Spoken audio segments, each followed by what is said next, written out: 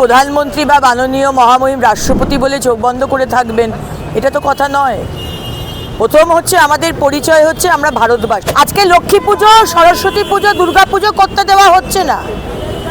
আজকে বাংলার টিচার চাইলে তাকে বলা হচ্ছে না তুমি উর্দুর টিচার নাও। পশ্চিমবঙ্গে হিন্দুদের কি অবস্থা এটা আলাদা করে কোনো গবেষণা করার বিষয় নয়। কি দিয়েছেন আমরা জানতে চাই।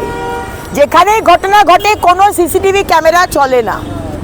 কোটার একটা বিজিয়েস্ট কলকাতার হাসপাতাল, কোনো পাড়াগাঁয়ের হাসপাতাল নয়, সেখানে তাকে ডিউটি করার সময় তাকে খুন করে রেপ করা হলো না। উপরাষ্ট্রপতি বলে উনি চোখ বন্ধ করে থাকবেন, মাননীয় প্রধানমন্ত্রী বা মাননীয় মহামহিম রাষ্ট্রপতি বলে চোখ বন্ধ করে থাকবেন, এটা তো কথা নয়।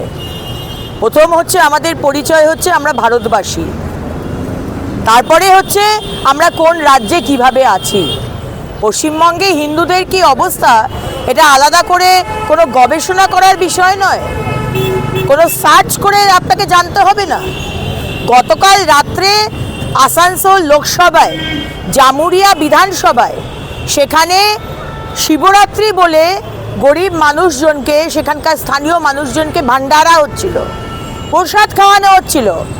সেখানকার পুলিশের আইসি যে একজন সংখ্যালঘু সম্প্রদায়ের এবং সেখানকার টিএমসির কাউন্সিলর, তিনিও একজন সংখ্যালঘু সম্প্রদায়, এসে লাঠিচার্জ করা হয়, অ্যারেস্ট করা হয়। কেন? কোন এখতিয়ারে? আজকে শিবরাত্রির দিন মানুষকে প্রসাদ খাওয়াতে গেলে আজকে পুলিশ এসে লাঠিচার্জ করছে, অ্যারেস্ট করছে। আজকে লক্ষ্মী পুজো, সরস্বতী পুজো, দুর্গা পুজো করতে দেওয়া হচ্ছে না। আজকে বাংলার টিচার চাইলে তাকে বলা হচ্ছে না তুমি উর্দুর টিচার নাও, তারপর গুলি করে দেওয়া হচ্ছে। এগুলো তো আর সহ্য করা যাবে না। তাই আমাদের উপরাষ্ট্রপতি যে কথা বলেছেন, জগদীপ ধনখড়জি যখন আমাদের গভর্নর ছিলেন তখনও উনি খুব স্পষ্ট ভাষায় বলতেন। আর আমি খুশি যে আজকে মায়ের কাছে তারাপীঠে গিয়ে উনি আবার সেই স্পষ্ট বক্তার ওনার যে চারিত্রিক বৈশিষ্ট্য উনি সেটা মেনটেন করেছেন। হাড়োয়ার হাসপাতালে, গ্রামীণ হাসপাতালে শ্লীলতাহানি নাবালিকার। গতকালের আগের দিন গেছিলাম ব্যারাকপুরে, মোহনপুর থানায়। সেখানে একটি 14 বছরের মেয়ে টিউশন যাচ্ছিল, তৃণমূলের এক কর্মী তাকে টেনে নিয়ে গিয়ে একটি পরিত্যক্ত বিল্ডিংয়ে তাকে ধর্ষণ করে। আজকে অভয়া ডাক্তার, একটা বিজিয়েস্ট কলকাতার হাসপাতাল, কোনো পাড়াগাঁয়ের হাসপাতাল নয়, সেখানে তাকে ডিউটি করার সময় তাকে খুন করে রেপ করা হলো। কার সুরক্ষা আছে বলুন তো এই রাজ্যে? আজকে সুতন্দ্রা চ্যাটার্জি, কালকে আমরা আন্দোলন করেছি সিপি অফিসের সামনে দুর্গাপুরে, রাস্তা দিয়ে যাচ্ছে, তাকে ইভটিজিং করেছে না কি হয়েছে আমরা জানি না, তার খুন হয়ে গেল। কার সুরক্ষা আছে? আর বড় বড় কথা বলেন মুখ্যমন্ত্রী যে মহিলাদের সুরক্ষা, আমি সবুজ সাথী বাজেটে এই দিয়েছি, কন্যাশ্রীতে এই দিয়েছি। কি দিয়েছেন আমরা জানতে চাই। যেখানে ঘটনা ঘটে কোনো সিসিটিভি ক্যামেরা চলে না, কোনো হেল্পলাইন নাম্বার নেই, কোনো পুলিশের পেট্রোল নেই, পেট্রোল ভ্যান হাইওয়েতেও নেই, কোথাও নেই। আজকে কোনো মহিলা বিপদে পড়লে কাকে ডাকবে, কার কাছে সাহায্য চাইবে আমরা কেউ জানি না। সুতরাং কারোর এখানে সুরক্ষা নেই। আর যে মুখ্যমন্ত্রী হওয়ার আগে রয়টার্স বিল্ডিংয়ে গিয়ে মহিলাদের নিয়ে কত নাটক করেছিলেন, আজকের দিনে যে মহিলারা অত্যাচারিত হচ্ছে তাদের পাশে উনি দাঁড়ান না। তিনি এই রেপিস্ট, মার্ডারার আর তার যারা কর্মী তাদের পাশে দাঁড়ান। बोलने से कुछ फर्क पड़ेगा क्या? क्योंकि लास्ट जो बात बोलता है वो जनता जनार्दन बोलता है।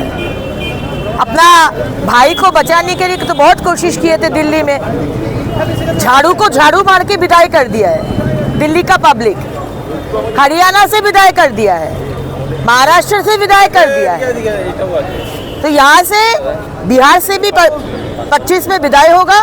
अपना सरकार अभी भी है, सरकार बनेगा, और 26 से पश्चिम बंगाल से विदाई होगा। बोलने से और हुमकी देने से कुछ होता नहीं है, स्लोगन देने से, डायलॉग मारने से कुछ नहीं होता है। लास्ट बात जो बोलेगा वो जनता जनार्दन ही बोलेगा। तो आप 215 बोलिए और नहीं तो 294 बोलिए, उसमें कुछ आता जाता नहीं है। क्योंकि 2026 में लिखा हुआ है, सोने में लिखा हुआ है, पश्चिम बंगाल में मोदी सरकार ही बनेगा। See, we have B.R. Ambedkarji's constitution, though Mamata Banerjee doesn't follow it. In West Bengal, she only follows Mamata Banerjee's constitution. So in B.R. Ambedkarji's constitution, there is freedom of speech. So Abhishek Banerjee and Mamata Banerjee can say that they will have 215 seats in 2026 election. But the last word will be spoken by the normal public of West Bengal. Like the people of Delhi, they have protested against corruption and they have, got Modi government over there. Similarly with Haryana. Everybody thought BJP was losing, but BJP won. Everybody was concerned about Maharashtra, but BJP won. So in 25, Bihar, we will have BJP government. We will retain the BJP government. And in 26, it is destined. People are ready. You ask anybody over there. People are ready. People want to speak out against this corruption, against this hypocrisy, against this cheating that Mamata Banerjee had promised, not once, not twice, over and over again. So people of Bengal will speak and speak the last word in 2026. Bangla হান্টের আরো খবর দেখতে নজর রাখুন। বাংলা খবর মানেই Bangla hunt.